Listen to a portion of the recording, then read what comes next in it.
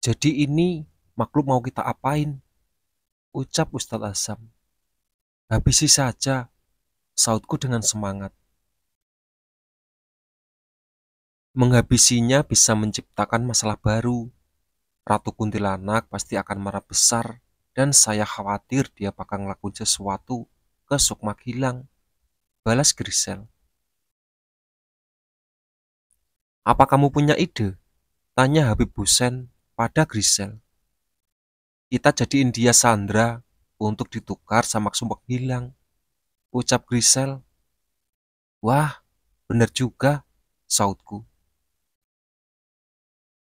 Yang jadi masalah itu gimana caranya pergi ke tempat Ratu Kuntilanak? Tanya Ustadz Asam. Harus orang yang sudah biasa pergi ke alam jin. Habib Hussein sembari melirik Grisel.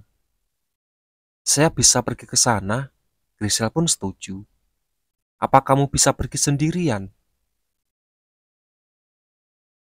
Ratu Kuntilanak itu termasuk entitas yang kuat dan berumur ribuan tahun. Sangat berbahaya jika Grisel pergi sendirian, ucapku. Kamu mau ikut juga? Tanya Habib Hussein. Boleh, aku sudah lama tidak jalan-jalan di dunia jin. Oke, kalian pergi berdua. Saya dan yang lain akan bantu doa dari sini. Grisel duduk bersila dan melepaskan Sukma, sementara aku mendapatkan tugas memegang tali yang mengikat kenanga. Kemudian kami pergi ke Gunung Sanggabuana. Nyi Ambar dan kakek Abdullah muncul, menemani jalan kami menyusuri hutan. Di mana tempatnya? Aku membentak kenanga. Di sana, dia menunjuk ke arah kiri. Kami pun mengikuti arahannya. Terdengar suara tawa cekikikan kecil berpindah dari pohon ke pohon. Aku mulai curiga kalau ini bukan jalur yang sebenarnya. Berhenti, ucapku seraya menghentikan langkah dan mengedarkan pandangan. Kamu menyadarinya? Hihihi, seru kenanga. Puluhan kuntilanak merah muncul dari balik pepohonan. Kamu bercanda, cuma begini aja, ledek Grisel. Seraya menghentikan kaki, membuat sekumpulan kuntilanak itu lari. Grisel mendekati kenanga dan menarik lidahnya. Ngomong jujur atau aku potong lidah kamu, ancamku. Di kanan, kanan, balasnya panik. Nah, gitu dong. Nyi Ambar dan kakek Abdullah hanya tersenyum saja. Pasti mereka sudah tahu akan hal ini. Kami mengambil jalur berlawanan dan bertemu dengan puluhan gubuk kayu yang beratap jerami. Ini tempat mereka mengurung Gilang, ucap Nyi Ambar. Setiap gubuk itu berisi satu laki-laki yang nantinya akan dijadikan oleh budak mereka. Apa Gilang sudah jadi budak mereka? Tanyaku. Semoga saja belum, karena kalau sampai sudah menjadi budak mereka, akan sangat sulit dibawa pergi. Terus, kita harus gimana, Nyi? Tanya Grisel. Begini, Nyi Ambar membentangkan selendang merah hingga melilit tubuh kenanga, lalu melempar makhluk jelek itu ke depan. Kenanga menjerit kesakitan dan meminta tolong. Tak berselang lama, suasana berubah menjadi riuh. Ratusan kuntilanak beraneka warna berdatangan. Aku bisa merasakan energi hitam yang sangat besar mendekat. Terlihat seorang wanita cantik berkebaya hitam sedang melayang di udara. Ratu Kuntilanak, ucap Grisel dengan suara pelan. Ratu Kuntilanak berdiri di depan kenanga dan menatapnya. Kenapa kalian mengikat dia? Tanyanya.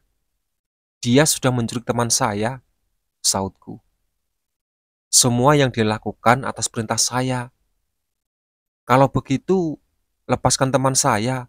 Sebagai pengganti, akan saya lepaskan kenanga. Ratu Kuntilanak menatap Grisel. Teman kamu sudah datang ke sini dan melakukan perjanjian dengan saya. Jadi hanya dia saja yang bisa membatalkan perjanjian ini. Dia udah mati, jadi nggak bakal mungkin datang ke sini, saut Grisel. Berarti anak itu tidak akan saya lepaskan. Kami akan rebut dia secara paksa. Silakan kalian bisa. Ratu Kuntilanak terbang perlahan, lalu tertawa nyaring. Aku fokus menatap Ratu Kuntilanak sambil tersenyum. Woi, Albi! Teriak Grisel. Aku menoleh. Ya, jangan ngeliatin dia terus. Maaf, saya baru pertama kali melihat Ratu Kuntilanak secara langsung. Apa ini wujud aslinya? Atau dia bisa berubah lagi? Aku nggak tahu. Oh, oke. Aku kembali menatap Ratu Kuntilanak. Serang! Ratu Kuntilanak memerintahkan semua anak buahnya menyerang kami. Nyi Ambar melepaskan tusuk konde emasnya, kemudian dilemparkan dengan salah satu kuntilanak yang mendekat, tepat mengenai keningnya. Kuntilanak itu roboh dan terbakar. Lebih baik serahkan anak itu daripada semua kuntilanak ini mati, ancamnya. Kamu menantang saya, balas Ratu Kuntilanak.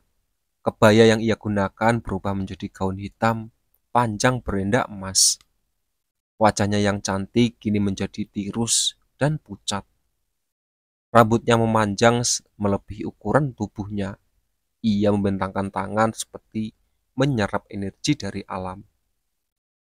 Energi yang berwarna hitam pekat, semakin banyak energi yang diserap, ukuran tubuhnya semakin besar. Luar biasa, seruku. Apa yang luar biasa? Tanya Grisel. Energinya.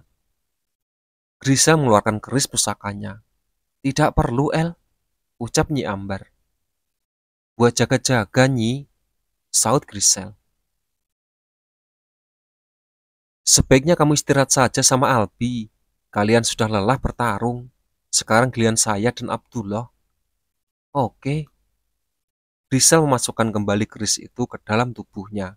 Kemudian melangkah mundur. Albi, sini, panggilnya. Aku berjalan mendekatinya. Jadi kita hanya menonton saja. Iya. Kami duduk di dekat pohon. Tak lama, kakek Danu muncul. Sempat mengagetkan Grisel. Jangan khawatir, dia adalah kakek Danu. Dia akan menjaga kita, ucapku. Aku mengerahkan pandangan pada Nyi Ambar.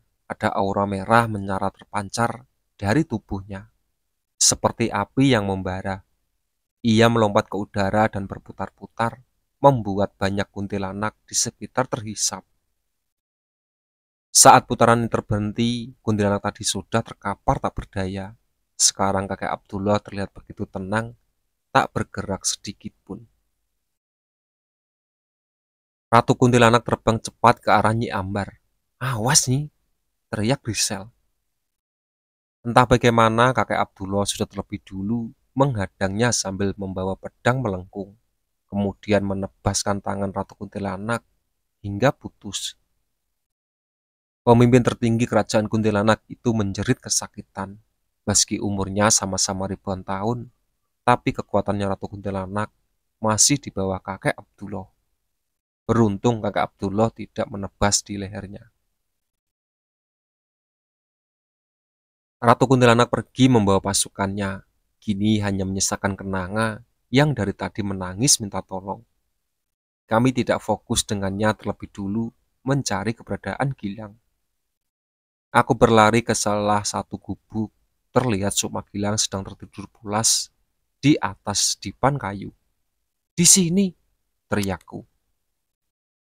Ku coba membangunkan tapi tak bisa. Kakek Abdullah dan Nyi Ambar masuk ke dalam gubuk. Ada ilmu hitam yang mengunci Sukmanya. Agar tetap seperti itu, ucap kakek Abdullah. Nyi Ambar mengusapkan selendangnya ke Sukma Gilang. Gilang pun langsung membuka mata dan berteriak, lalu mengusir kami semua. Dasar aneh. Itu kuntilanak yang bawa aku, Bi, ucap Gilang saat melihat kenanga. Sekarang kamu bisa melakukan apapun padanya, balasku. Gilang merebut pedang dari tangan kakek Abdullah, lalu tanpa basa-basi menebas leher kenanga. Kepala kenanga menggelinding ke kaki Gilang dengan cekatan. Ia menendang kepala itu sekeras mungkin. Kamu juga dari bagian mereka. Gilang mengancungkan pedangnya pada Grisel. Bukan, Lang, ucap kakek Abdullah. Gilang langsung menurunkan pedangnya dan dikembalikan kepada kakek Abdullah.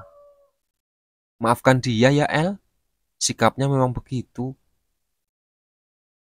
Iya, balas Grisel sembari tetap memperhatikan Gilang, khawatir ada gerakan tak terduga. Setelah semuanya tenang, kami pun membawa Sukma Gilang ke tubuhnya. Aku membuka mata, merasakan tubuh ini yang begitu lemas. Kenapa Gilang belum juga bangun? Tanya Om Herman. Aku bergerak mendekati tubuh Gilang, kemudian menamparkan wajahnya dengan kencang. Plak! Ah, sakit, Bi. Gilang membuka matanya.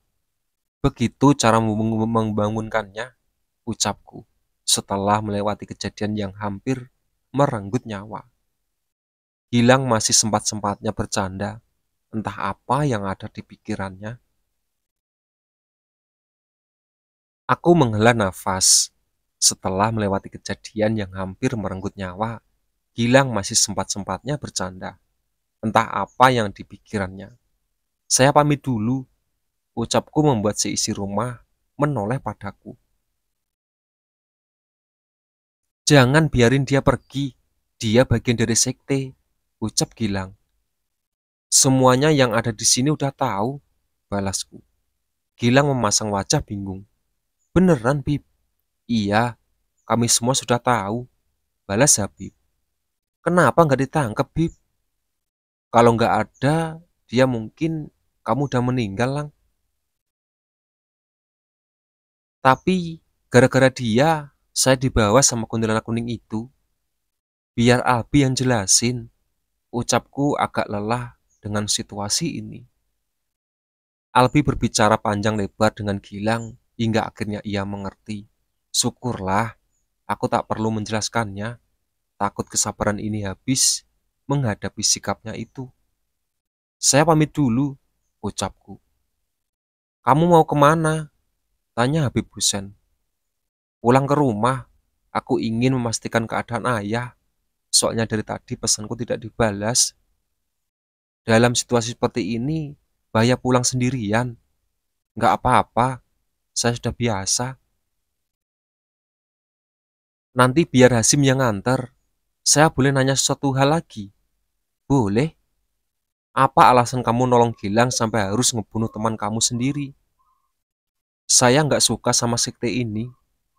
Hanya itu saja. Sementara itu aja cukup. Oke, Sim. Tolong anterin Grisel ke rumahnya. Hasim dan Farhat berdiri bersamaan. Setelah pamit untuk ketiga kalinya, kami pun diperbolehkan melangkah keluar. Saya ikut, Beb. Albi tiba-tiba menyusul. Rasanya kurang begitu nyaman. Harus semobil dengan 3 orang pria yang baru aku kenal. Apalagi Farhat dan tak henti-hentinya memperhatikanku secara diam-diam. Ia pikir aku tidak tahu. Apa kamu yakin mau tinggal di rumah sendirian? Tanya Albi. Emangnya kenapa? Kamu mau nemenin aku? Sautku. Jawabanku itu membuat Hasim dan Farhat tertawa. Lagian itu kan rumahku sendiri. Tidak, maksud saya, bagaimana kalau anggota sekte lain menyerang? Saya yakin mereka sudah tahu dengan kematian Cakra. Sejauh ini, nggak ada anggota sekte yang aku takutin. Selama Mr. X masih ada di luar negeri, aku tak begitu khawatir. Madalena, Dia jauh di bawah aku. Oh, berarti kedudukan kamu sama kayak Pak Rian. Iya, setelah menempuh perjalanan 1 jam, aku sampai di rumah. Hasim menghentikan mobil tepat di depan gerbang. Di sini saja, tanya Hasim. Ya, saatku seraya membuka pintu. Apa saya boleh tahu nomor telepon kamu? Tanya Albi. Enggak, aku melangkah keluar mobil dan bergegas masuk ke dalam rumah. Pintu depan dalam keadaan tak terkunci. Pak Yanto pun tidak terlihat. Kondisi ruang tengah masih berantakan. Ayah, panggilku seraya berlari ke kamarnya. Nihil, ayah tidak ada di dalam. Aku kembali ke depan untuk mengecek garasi. Mobil ayah tidak ada di sana. Aku memutuskan pergi ke kamar untuk mandi berganti pakaian. Setelah mandi, duduk di atas kasur, lalu memanggil Nyi Ambar. Nyi, bisa tolong cari posisi ayah? Dari tadi nggak bisa dihubungi, pintaku. Baiklah, saya akan mencarinya. Nyi Ambar pergi. Aku berbaring sambil merasakan tubuh yang pegal-pegal. Ada beberapa luka lecet dan lebam yang belum kuobati. Hari ini bisa dibilang menjadi hari paling melelahkan di hidupku. Baru sebentar menjamkan mata, suara kamar mendadak pengap dan gerah. Saat membuka mata, kondisi kamar sudah gelap. Kenapa kamu ngelakuin itu, El? Ucap suara yang entah dari mana. Aku sangat mengenali suara itu. Suara Madalena. Kenapa ia harus datang di saat seperti ini? Jawab, El. Kenapa kamu bunuh Mas Cakra? Tanya Madalena. Nyalain dulu lampunya. Males gelap-gelapan, sautku. Tek. Lampu kembali menyala. Aku bisa melihat Madalena sedang berdiri di depan televisi. Sekarang jawab alasannya, ucapku. Mas Cakra yang mau bunuh aku duluan. Jangan bohong, Lel. Kamu itu orang yang paling dekat sama dia. Gak mungkin dia mau bunuh kamu. Dia dihasut sama Kenanga. Siapa Kenanga? Kuntilanak yang dibawa dari pertapaan. Aku masih gak percaya. Terserah kamu deh. Intinya dia udah ngelakuin perjanjian sama Ratu Kuntilanak. Perjanjian apa? Bater, Mas. Cakra dapat kekuatan dan Ratu Kuntilanak dapat Gilang. Ah, aku tetap gak percaya. Masa cuma gara-gara hasutan kuntilanak, Mas Cakra tega mau bunuh kamu? Ya, memang begitu keadaannya, Len. Aku cuma bela diri, tapi Mas Cakra udah terlanjur marah. Kamu tahu sendiri kalau dia ngamuk gimana. Seenggaknya kamu bisa lumpuhin dia. Ngapain harus dibunuh segala? Waktu itu nggak ada cara lain, Len. Satu lagi, kenapa kamu nyelamatin? Kamu tahu sendiri, aku nggak, aku paling benci sama dia. Ternyata ia sudah tahu sejauh ini. Kini aku harus memutar otak untuk mencari alasannya. Karena aku penasaran sama kemampuan dia. Alasan yang aneh. Aku yakin pasti ada alasan lain. Ngaku aja, El. Sebelum Mr. X sendiri yang turun tangan. Emang ada alasan lain, tapi kamu nggak tak perlu tahu. Oke. Berarti aku bakal paksa kamu buat buka mulut. Coba aja kalau bisa. Jangan ngeremehin aku, El. Kamu inget kan kalau aku punya Dahayu? Dahayu muncul dari balik jendela dan tersenyum padaku. Gak ngaruh. Aku bangkit dan duduk di atas kasur. Madalena melakukan pergerakan mengangkat tangan, membuat kasur ini melonjak. Bruk, aku jatuh terlantai. Hati-hati jatuh, El, ledeknya. Aku bangkit. Jadi serius ini?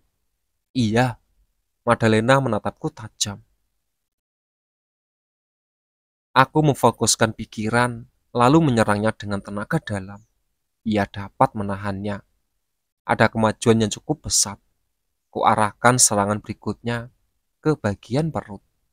Brak! Kini ia bisa memantulkan hingga seraganku mengenai pintu lemari. Ingat, El, sekarang kita sama-sama berjubah merah. Jadi kemampuan kamu udah setara sama aku. Malahnya, kayaknya sekarang aku lebih kuat daripada kamu. Ia mulai bersikap sombong. Padahal aku belum serius menghadapinya, masih menanggapi sebagai teman baik. Aku menutup mata, memusatkan energi pada lengan ini, kemudian kembali melemparkan serangan tenaga dalam. Bruk! Tubuh Madalena terpental hingga mundur televisi di belakangnya. Sorry, Len, ledekku. Gak perlu minta maaf. Omelku seraya bangkit. Kulihat ada darah di sudut bibirnya. Aku memasang kuda-kuda bersiap menahan serangannya. Ia merapal mantra dengan cepat, membuat beberapa benda di dalam kamar bergetar. Jangan, Len. Banyak barang kesayangan aku, ucapku. Bodoh amat. Lampu tidur di atas nakas melayang ke arahku. Brak! Aku memukulnya hingga hancur. Kini giliran kursi yang tiba-tiba melayang ke arahku. Aku kembali menahannya. Len, udah, ucapku masih menahan emosi. Madalena mengarahkan tangannya ke pintu lemari. Dalam sekejap pintu itu sudah lepas dengan sendirinya, kemudian meluncur dengan cepat ke arahku. Aku bisa menahannya, tapi tak sadar kursi yang tadi tergeletak di lantai tiba-tiba menghantam perut ini. Aduh, kakiku menahan sakit. Fokus, El, fokus, ucapnya. Aku mengepalkan tangan, sudah mulai kesal dengan tingkahnya. Kubuat beberapa benda di kamar melayang dan melempar secara bersamaan ke arahnya. Ia memang berhasil menahannya, tapi tidak dengan televisi di belakangnya. Kemudian aku naik ke kasur lalu melompat ke hadapan Madalena yang berusaha bangkit. Kuinjak tangannya hingga ia menjerit kencang. Dari ekor mata terlihat Dahayu mulai bergerak. Ia terbang dan berdiri di belakangku, kemudian menarik rambutku dengan kencang dan membuatnya tercengang di belakang. Ting! Ada suara notifikasi di ponsel, tapi bukan dari milikku, melainkan dari Madalena. Ia mengambil ponsel di saku celana, lalu menatap layar.